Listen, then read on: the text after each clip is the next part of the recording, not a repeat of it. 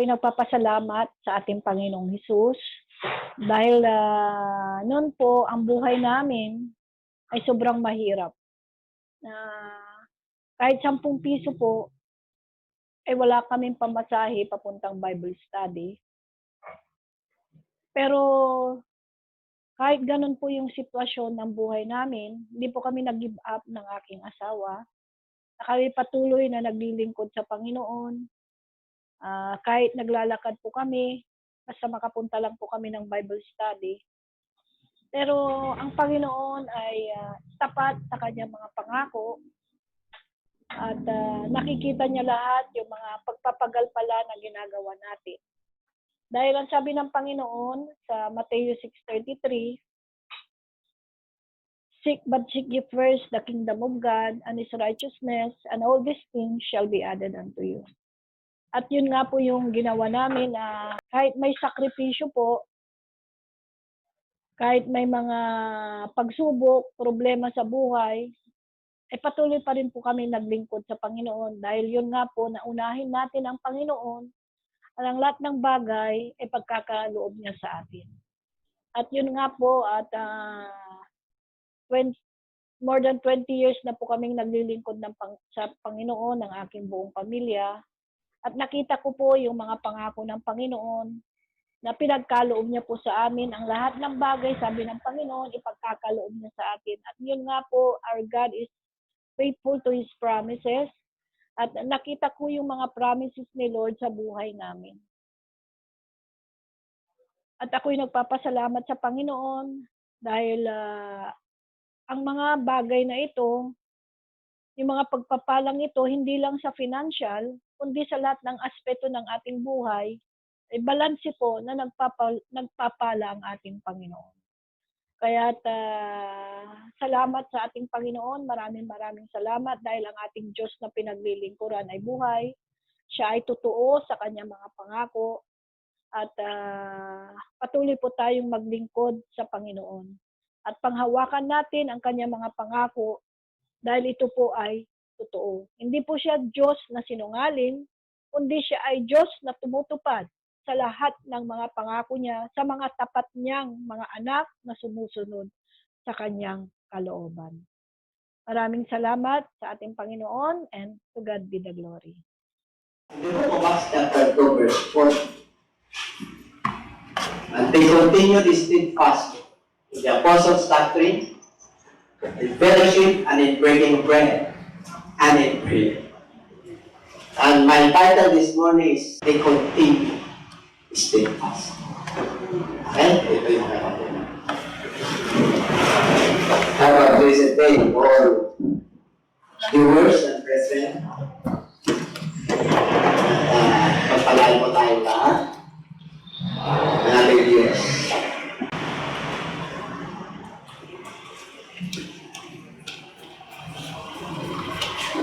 And they continue steadfast. Sila ay nananatiling matibay. Sila ay nagpatuloy. Hindi sila huminto. Pag-resurrect ng ating Panginoon, after 3 days, tinuruan niya sila ng another 40 days. Upang hindi sila magduda. Kasi po, yung kanilang kaharap ay Diyos. Kasi Espiritu na po siya. Because the Bible tells us, other disciples worship Him, and others doubt. Yung ibang alagad, hindi tinukoy kung sino yung mga nagduda at kung sino ang hindi. Kaya kailangan mananatili ang ating Panginoon Hesus ng another 40 days. To test them. Turuan sila.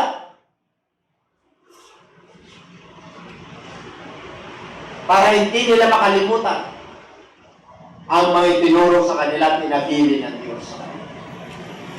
Para hindi sila magtutulad.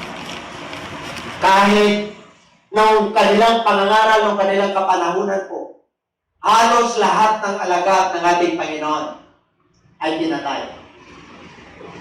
Sila po ay tinugutan ng ulo, Sila po ay pinaglaruan hanggang mamatay, kinulong. At isa lamang po ang kanyang alagad na naiwan. Si John Titilab. Siya po ay nakapagtayo ng iglesia sa Jerusalem. Dahil hindi po siya mapatay-patay, dinala siya sa island of Patmos. Hindi siya mapatay-patay. Kahit anong gawin nila. Kaya sa inis ng mga emperador, mga hari ng kanilang kapanahonan, itapon nyo na lang daw sa island of Patmos. Kasama niya, walang pagkain doon, wala lahat. Yun, natupad yung sinabi ni Kristo. Sabi niya, pagkialam nyo, kukuhanin ko siya. Kasi si John Titilab, ang kanyang katangian, pag nanangaral ang ating Panginoon, ay masyado siya malapit. Nakahilig lagi sa kanyang tip. Amen? Kaya namatay po si John Titilab ng katandaan. Halos 100 years. Kaya nakapagtayo siya sa Jerusalem ng church. Si John Titilab. Doon niya isinulat yung book of Revelations. Para siyang kasama. Para siyang pagkain doon. Pero ang pumuhay sa kanya. Wala silang magawa, buhay pa. Kaya inahon nila doon. Hanggang nagtayo na siya ng iglesia sa Jerusalem. Ganon katindi yung apostles' doctrine. Number 1, saan sila nagiging matatag? Apostles' doctrine. Pag sinabing apostles' doctrine, aral ni Kristo yan. The book of Mark chapter 1. The kingdom of God is at hand. Sabi na natin Panginoon, and saying the time is fulfilled, and the kingdom of God is at hand. Repent ye and believe the gospel. Kaya ang dahilan kung bakit sila nananatiling matibay at matatag at patuloy sila, kahit na pinagpapatay na sila at inusig sila, dahil nandun ang kaya ng Diyos. The gospel of the kingdom. Kaya sabi ko ng Romans 1:16, I am not ashamed of the gospel of Christ. For it is the power of God unto salvation. Hindi ko pinahiya ang kapangyarihan ng mabuting balita ng Diyos. Sapagkat ito kapangyarihan ng kaligtasan. Believers, mga lingkod ng Diyos at manggagawa ng Diyos, huwag natin ikakahiya yung natanggap natin na aral sa Diyos. Kung ikinahiya natin, ikakahiya tayo. At dating ng panahon sa paghaton, sa harapan ng kanyang the gospel of the kingdom. Yan ang daladala ni Kristo. Kaya hanggang sa kamatayan po. Kaya nga natapamasa po natin yung buhay. Kahit naging Gentiles po tayo. He gave up his ghost. He gave up his spirit para mabuhay na po. He became poor that we become rich. Siya po ay namatay para magkaroon tayo ng buhay. Siya po ay naging mahirap para tayo ay Bakit mahirap? Ipinanganak sa sapsapan. Ginampanan niya yung pinakamababang tungkulin, naghugas po siya ng paa ng kanyang mahal. Dumating si Kristo para maglingkod. Kaya nung tinuruan niya po tayo naman ang maglingkod.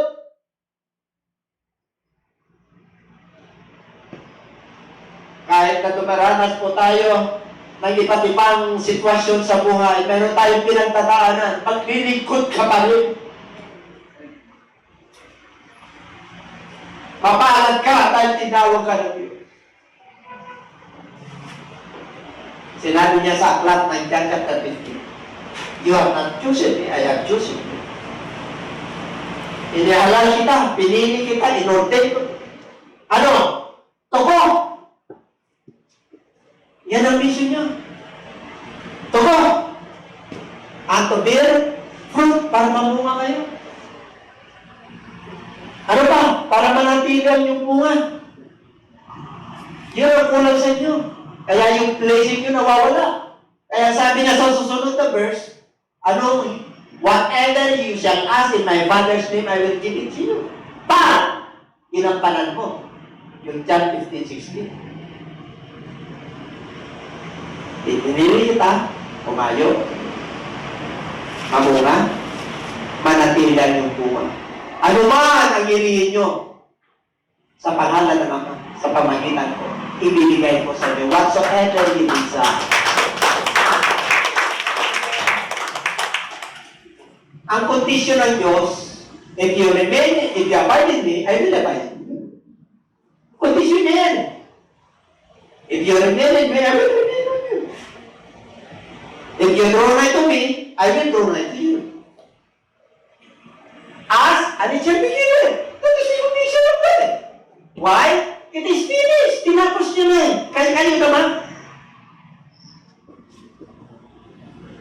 Kung lumapit kayo sa akin, ako lalapit sa inyo. Noong panahon ng Old Testament, hindi ka makakalapit sa kanya. Pero nung inalam yung kanyang buhay, lahat ng tao ay makakalapit na sa kanya. No races, black or white or red, mahirap, mayaman, walang pinag-aralan, may pinag-aralan. Lahat ay pinapalapit niya sa kanya. Kaya sabi niya sa cross, it is finished. Kaya nga, it is finished eh. Come unto me all ye that labor, lahat, wala na akong pinipili. Lapit kayong lahat sa akin. Kasi hirap na kayo. Bigat na kayo. Kaya lapit kayo sa akin para pagpapahingayin ko ang inyong kaluluwa. Sapagat magaan ang aking pamato, kayo'y matututo sa akin. Kaya kung may pinag-uugutan ka ngayon, mananampalataya ng Diyos. Kasama yan, pagkikihati sa paghihirap ni Kristo. Hindi ka pwedeng papasok sa kaharian ng Diyos na hindi ka nakihati sa kapighatian ni Kristo. No one can go to heaven with a comfort zone. Mayaman ka na dito. Yung will mo, sinunod mo na. Tapos langit pagpunta mo, hindi ka naman Diyos. Amen? Ang mga millennial, ang expectation nila, hindi tumarating yung reality. Bakit? Ang expectation nila, lahat magaganda eh. Kahit tayo mananampalataya, lahat ng expectation natin magaganda eh. Bakit nagkagano? Nag-fasting na ako, naging preacher pa nga ako, tapat ako sa ikapo mo. Bakit nawalan ako ng trabaho? Bakit nag-bankrupt yung negosyo mo? Marami katanungan at trabaho para man. Pero ba yung Diyos natin? Kaya yung iba, usipin ka. Yung Diyos mo, diyan ka pa rin ba? Naghirap ka.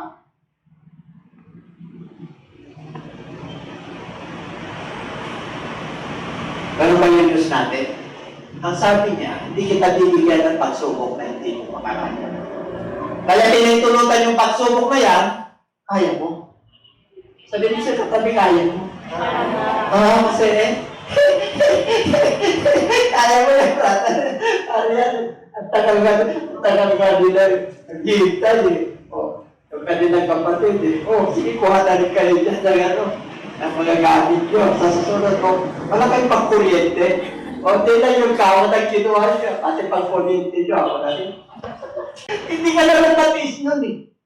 Bakit? Naglilikod tayo na sa nun eh. Ang Diyos ang gagawa ng himala para sa iyo. Para may matuturo ang buhay mo. Mahirap kasi kung puro ka positive. Sa iyo negative, pero sa Diyos positive para matuto ka. Sabi niya eh, lumapit kayo sa akin para kayo ay matuto. Yung problema, pag may problema tayo, lalo tayo mabihiwalan. Lalo pag magtitigil sa kanya para matuto ka. Ang dami nga matututunan sa Diyos eh. Amen? Yung iba hindi, nagtatampo pa sa Diyos eh. Hindi na usang tampo ngayon. May sasama ka sa pandemic pag nagtampo ka. Anak ka ng Diyos, huwag ka magtampo. Ang anak ng Diyos ay matibay. Tumatayo.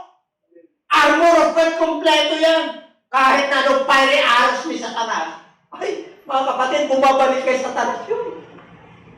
Amen? Dapat ganun eh. Ha? Pag pinapunan ka ng masama, abay, gawin mo na mabuti, sabi ng Lord eh. Everybody say it. Para gamitin ng Diyos at damakbak ng kahinaan natin sa buhay. Amen? Eh, kahit nasabi mo, mananampalataya ka ng worker ka, di ba may mga kahinaan pa rin tayo? Gusto mo ng perfect? Mauna ka na. Sabi ng Lord, going to perfection pa lang tayo. Huwag mo na pa ng Diyos na inaalala ng Diyos na tayo po ay galing sa labot.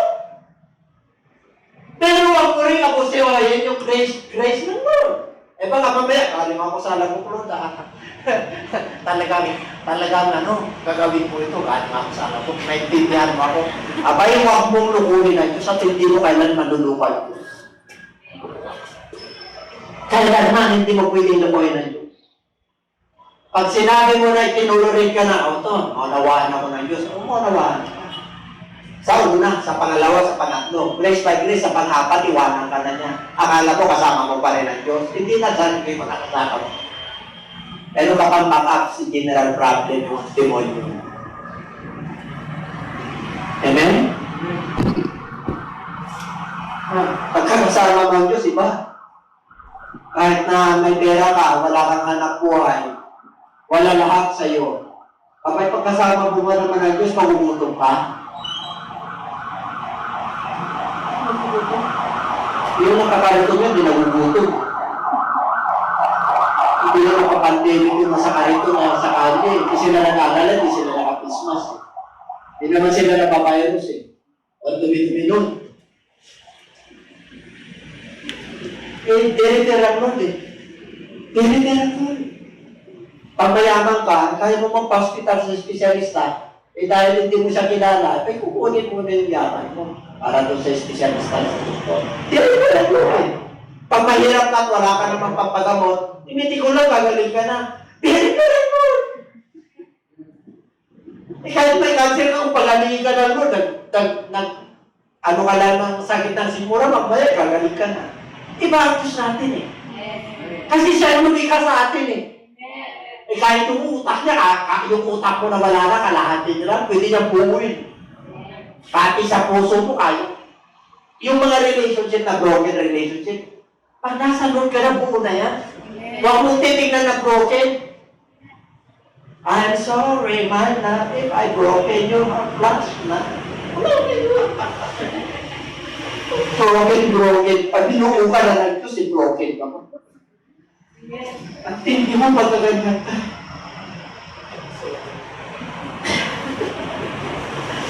Pasarap pag-record sa Diyos.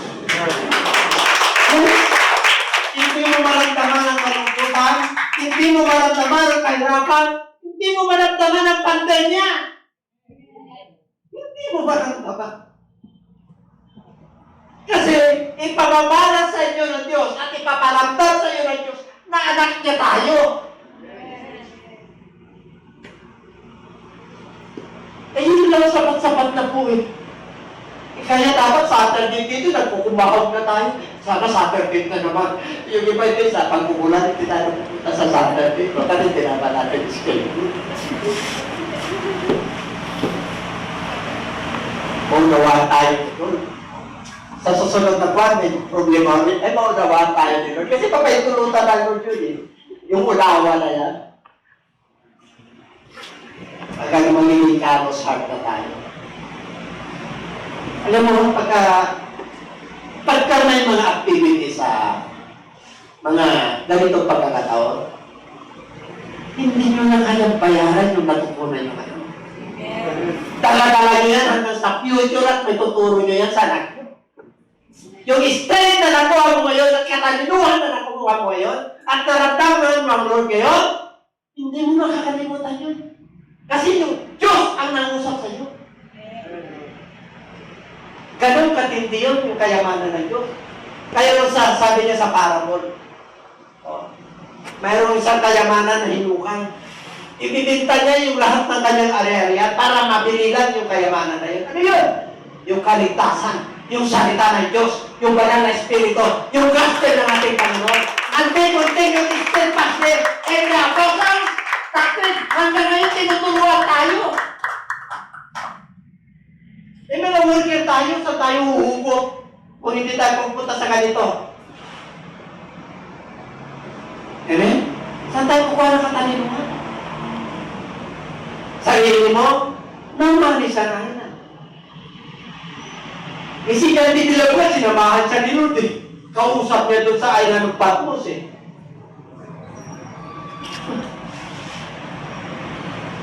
Hindi ka nag-iisa. Kung nahirapan ka man, hindi ka nag-iisa. Alam ni Lord na nangyari. Kung may nagtalanan ka, alam ni Lord. 4:19 ng Pilipos. But my God shall supply all your needs according to all His riches and glory in Christ Jesus. Hebrews 10:25, not forsaking yourself. Kung ano kalitaan ang pagtitipon. Hindi tayo tinuruan tayo ng Lord pagdating sa faith.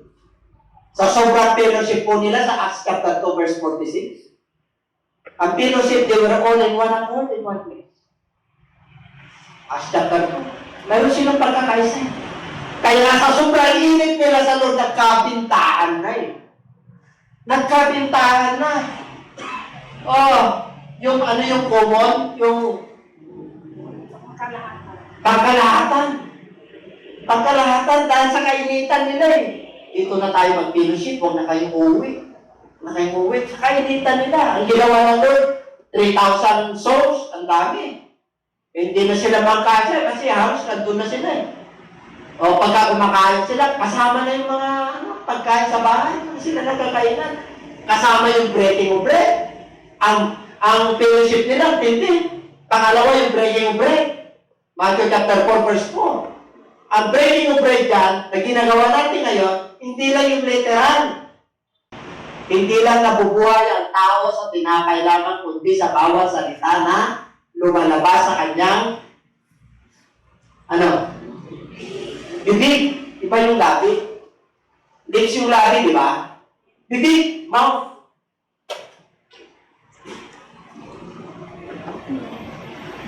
Kompleto yan. Kompleto. Kaya pala iglesia ay kompleto, sringados, ay matatag, matibay, nagpapatuloy, kahit anong problema ang darating, sila yung nagiging matatag, matibay. Hindi nila inatalo yung pagkain nila, makakainin sila ng Diyos. And every day, give thanks, for this is the will of God. Amen? Ano maglalakala para mapulpili lang yung kagalakan? Eh kahit na yung nature mo eh. Kasi anak ka ng Diyos eh. Sila Joshua, napatigil ng Lord yung ikot ng mundo ito dahil sa labanan para manalo lang sila. Ang Diyos talaga iba eh. Pinualang-alang sa heart nature para manalo ka lang. Amen? Ayaw mo sila mga problema. Basta ako walang problema. Basta ako yung presensya ng Lord. Basta ako malakas. Hallelujah. Pagtataka kayo na ako tumingin sa akin, umagot ko lang na si Tia si Bidya. Yung tumingin sa akin, baka si Tita na wala na. Di natin na lang ang buhay. Ang Diyos kasi ang may hawak ng buhay natin. Kaya pag ikaw ay naglilingkod, pabahin ka lang, lumabang ka. Kung ayaw mo nang lumaban doon, kunin mo na ako, kukunin ka na niya. Kasi, di ba? Yan pa ba kayo? Oo. Kung may issue ka pa, di lumabang ka.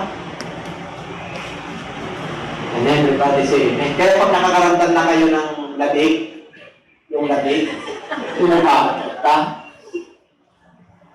Kala na ng Diyos yan. Hindi. Di ba lahat ng kakapitan mo, pangako mo sa Diyos? Panginoon, mag-ipon na. Ayun, bigay ko na yung nalala. Ayun, maging papayat ako sa akin. Ayun, hindi ko na yung anak ko. Hindi ako mag-isip na kailangan ako maging matinungan mo pa yan. Ang Lord naman, puro-puro ng biyaya. Kasi pinapatino ka nga niya. Tapos makalimot ka na naman. Sa susunod, kutusan ka na ulit. Ikaw na naman ang nagtagal ko. Bukod sa bibigil.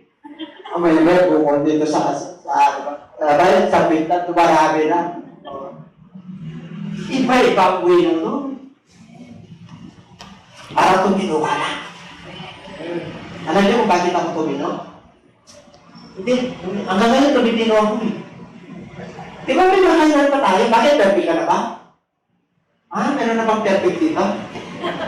Sino perfect dito? Di ako na eh. Wala. May nakailan tayo. Nakagalit ka na wala kailan? Diferensya ka. Pag di mo napapansin, sabi kanina dito eh. Natutuwa ako eh. Alam ka na, kaya sulat ako ng sulat, alam nyo. Hindi ko tinitignan kung ilang taon ka na. Ang inaanal ko, natutuwa ako sa'yo. Pinay nun. Kasi yung iba yun ang take care na.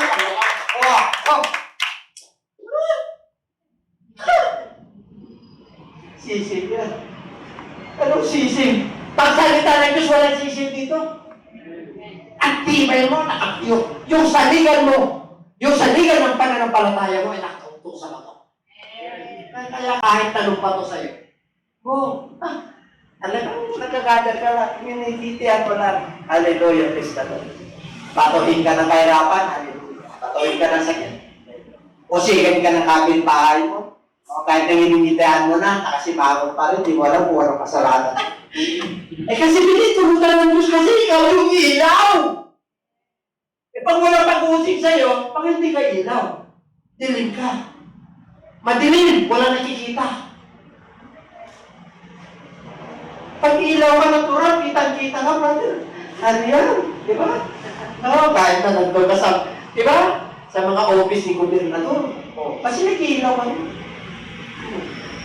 Pero pag hindi ka nag-ilaw, pag nandun ka sa office ng mga politiko, ilog tayo. Ano kaya, sir? Wala. Hindi ka talaga mag-ilaw doon. Pero pag hindi mo pinatulan, mag-iilaw ka eh. Bakit kaya yun? Ayaw. Mag-iilaw ka talaga. Basta kontrahin mo yung gawa ng demonyo, mag-iilaw ka talaga. Pero pag pinatulan mo lang ang gawa ng demonyo, ay talaga hindi ka mag-iilaw kung dino ka. Nag-iilaw ka lang pagkasante. Mamaya pag nabas mo, kung dino ka na naman. At hindi mo na. Pero pag putang ka ng Diyos, kung dino ka, itapon sa taga-taga-taga po. Grabe. Pero mo yung katawan ni Kristo, pakainin natin mamaya. Pero mo yung dumi, inumin natin. Ang sabi ng Lord sa John chapter 6, hindi ka na mamamatay. Hindi ka na magugutom, hindi ka na mauhaw. Pag naniwala ka, tumalapit ka sa kaya may alalahanin natin yung kanyang kamatayan. Bakit? Nilaging buhay siya sa buhay natin. Yung pag nagtitig tayo ng communion, naalala natin yung kamatayan niya, lumalakas tayo. Pagkain na lumay tayo ng ating physical activity, lumalakas tayo. Amen? Kung kahit wala na tayo, talagang nagkakaroon tayo ng pag-asa. Titus chapter 2 verse 13. Looking unto Jesus, the author and the finisher of our faith. Ang mga Kristiyano, looking unto the problems, I magnify my God. Tingnan mo, looking unto Jesus Christ. Lalo na magagawa ka, ako, ang tindi mo pagka gano'n. Number 4. Praying always. Praying always without prayer and supplication in the Spirit. Makakapanalangin ka pag in the Spirit. Pero pag sa laman, wala, hindi ka magtatagal. Bakit? Magluluto ka eh. Maglalaba ka eh. Mamaya-maya, kahit tulutan ng Lord, may pagaw. At siya, wait. Discourage ka na. Abulin mo na yung pagaw. Wala na yung prayer life. Praying in Spirit, kaya mo yan. And watching with all perseverance, lahat ng pagtataga, kailan magpantay ka. And supplication, yung daing for all saints. Ang dami pong ipag-pray lahat ng mga banal. Magpagilala ka para kapag-pray. Pray one, love one, help one, carry burdens one. Dami. Ano ba? And for me, ako naman, alalahanin nyo para mawala na yung pita. Sabi ni Apostol Pablo, ako naman, ipag-pray nyo, bakit? And for me, sabi ni Paul, that the utterance may be given unto me, that I may open my mouth boldly to make known the mystery of the gospel. Ano rin pag-pray nyo? Sa mga pastor nyo? Ha? May hiwaga kasi ang salita ng Diyos. Kahit na tinabasa nila, hindi nila maintindihan. May mata hindi nakakakita, may tainga hindi nakakarinig. Ano yun? Yung may pag-iisip hindi naunawa. Kasi mystery. Hiwaga. Kaya pag naintindihan nila yung pinapangalan mo, ibig sabihin kasama mo ang Diyos.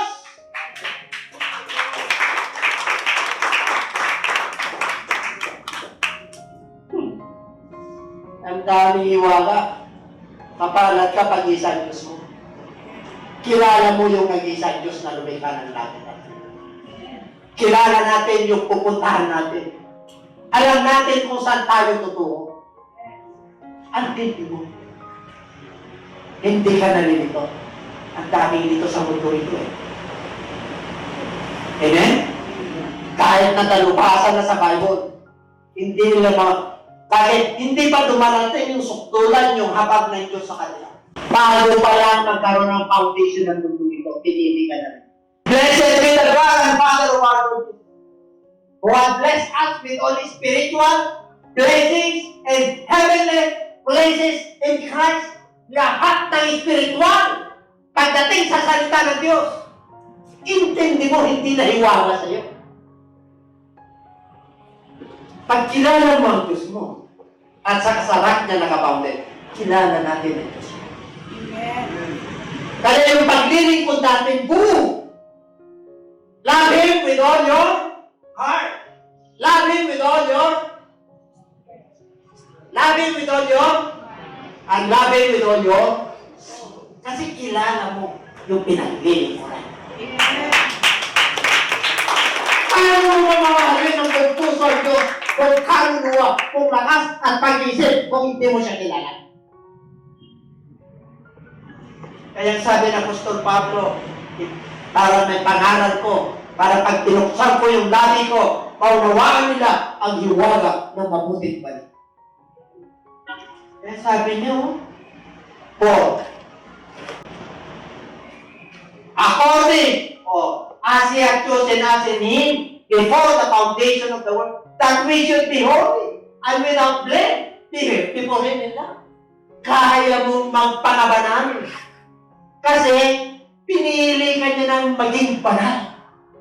Kasi banal ang Diyos natin. Without holiness, no one can see the Lord. Be ye therefore holy, because our Father, our God is holy. Kaya pag ikaw ay pinatawad na ng Lord, sin no more. Huwag mo nang balik-balikan pa. Ang tindi ng ginawa. Ang sabi nga ni Pastor Diar kanina, the price, the cost of the blessing of God. Grabe, binigay niya yung kanyang buhay. Para tayo po ay may buhay. Hallelujah. Waraki, arako, waraki, Acts 2:46.